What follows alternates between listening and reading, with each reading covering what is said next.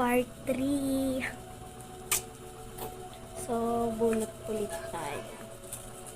Wait, check muna natin. Ay, naiwan.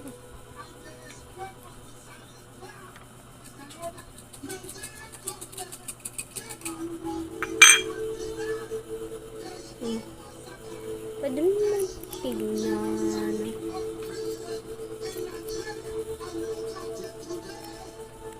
Okay. Iyaya sticker. Mamaya kunin natin.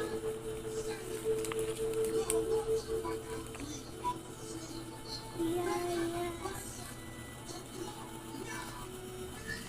Okay, ilan yun? 3 daw. Find 1, 2, 3, 4, 5. 5 na guys. 4 na lang.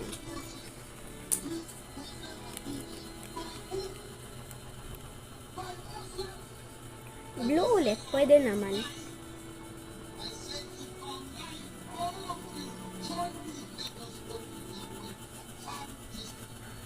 One guys. 1 lang daw na blue. Saan na? 1. Mga video, mga salbay ay ang nakakakilabot at pagpapahirap sa mga Kristiyano tungkol sa Afrika sa bansang Nigeria. Ay, hindi yan to ha. 1. Ay, malapit na guys. 6 na guys. Ano na lang, mga 3 na lang. Bakit parang nag-speed? Ngunit sila doon mga sangkay, pinapahirapan ng kanilang sariling gobyerno. Hindi po sila 7 marker. Kristiyano. Umarami sa ating mga kapatid doon ang pinapaslang dahil sa kanilang pag-ibig sa ating Panginoon Jesus. Dapat may color. Pero tayo dito sa Pilipinas, walang persecution, pero mas busy pa tayo sa mga gawain natin kaysa sa paglingkuran ng ating Yellow.